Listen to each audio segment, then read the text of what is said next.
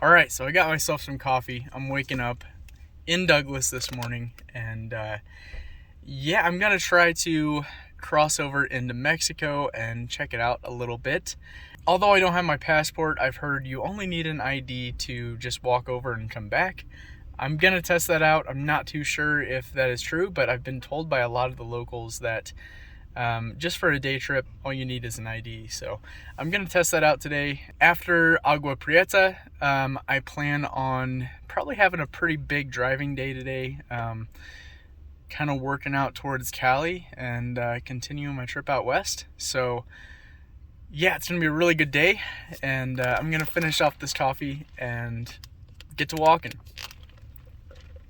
Yeah, I've got to get out of the Southwest. The food is I'm addicted. I've spent I think this is definitely the region that I've spent the most money on food, and I just love it so much. It's so good. Everywhere you go, you can it's guaranteed just amazing food. So I've got to get out of here before I spend all my budget on going out and getting tacos.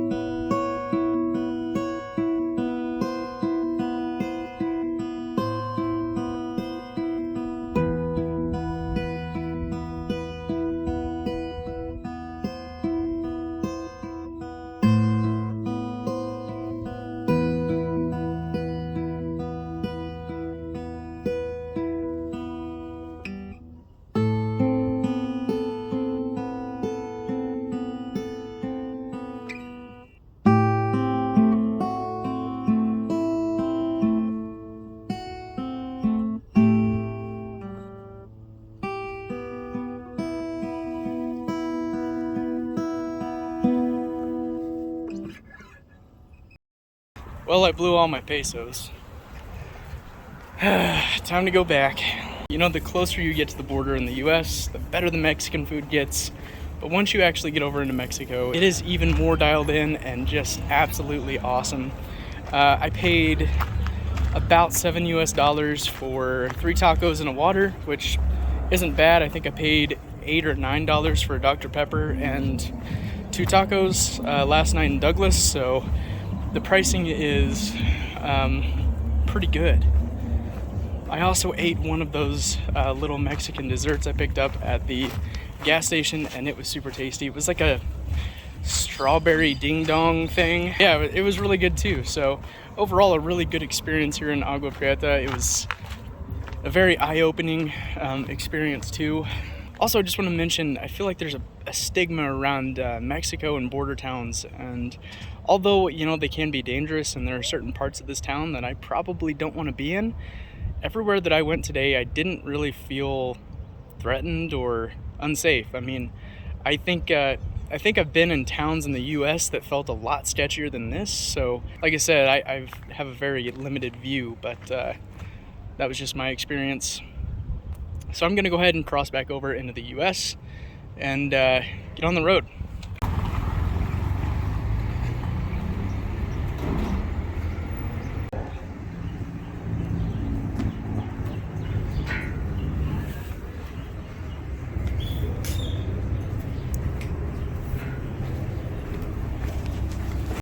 All right, we're back in the US, and yeah, I mean, all you need is your ID. So if you're down here in southern Arizona and you want to stop into to Mexico for a second, all you need is a state issued ID and yeah, Google Translate probably.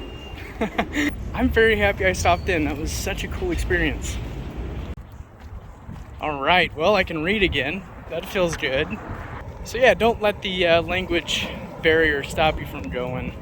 You can figure it out, and you can do a lot with like hand signals and things like that too. So yeah.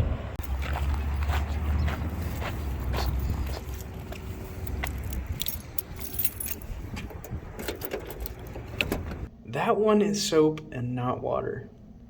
And that is soap and not toothpaste. Well, that was a much needed shower.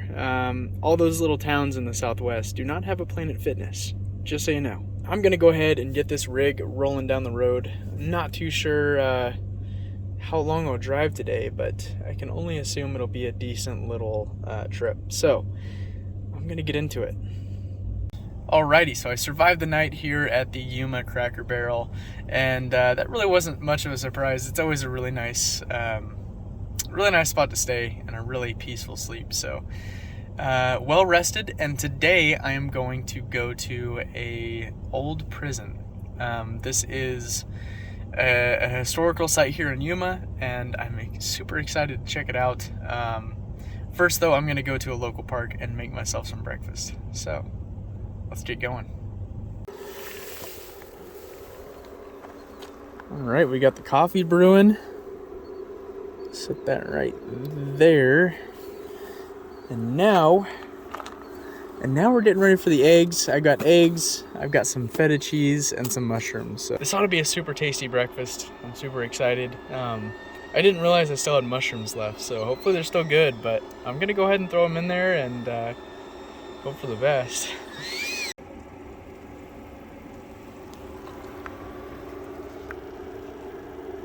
So I thought I would try something a little bit different.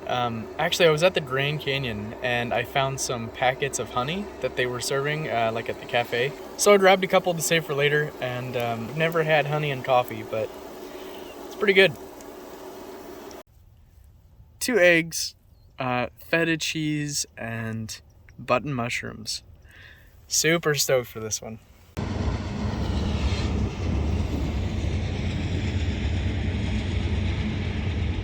Alrighty, so I am at the old prison here in Yuma. What's left of it. It's actually been mostly destroyed, but there is a couple cells and things still left, and some old remnants of the superintendent's quarters, and a watchtower, which is kind of cool. This gray bridge was actually completed in 1915. It is kind of behind this big railroad bridge, but that is actually a vehicle bridge that continues a highway on either side. And when that bridge was completed, it actually allowed for people to travel from the east to west coast all in one trip. So they no longer had to wait for a ferry to take them across the Colorado, which is the river that flows underneath these bridges. And it's fairly narrow right here, but up and down the stream from where I'm at, it gets pretty wide. So surprisingly, 1/3 of the prison was actually demolished in order to make way for the foundations of these bridges and get the construction done. So that's why we have a lot less left of what used to be here. So this is the main guard tower here at the prison, and it's kind of an interesting design because underneath the guard tower sits their main water reservoir. So the guard tower kind of prevents evaporation from their main water source, which was actually pumped in from down over the bank from the Colorado River. All of this, by the way, was built by the inmates, so pretty cheap labor. This is actually a picture of what the prison used to look like. A lot of it is gone now, but you can see this wall right here was actually running from this pad all the way across the parking lot back to that corner. This building right here used to sit where that concrete pad is. So you had this giant courtyard, which is now gone, but here's a little look at it. And all of this greenery actually used to be a seasonal floodplain for the Colorado River. So this was all underwater at one point, at least for a little bit out of the year. No longer though, because of dams and irrigation and things like that. Pretty great view.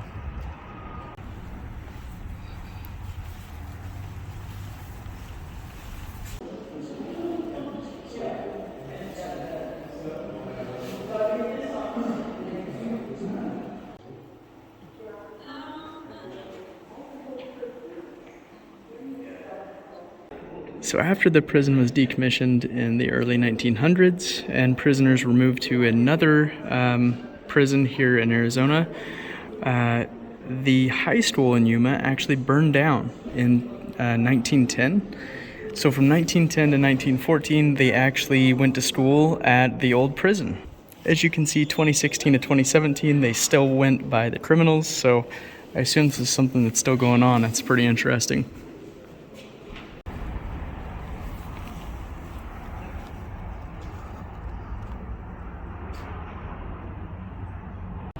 On this episode of 60 Days In.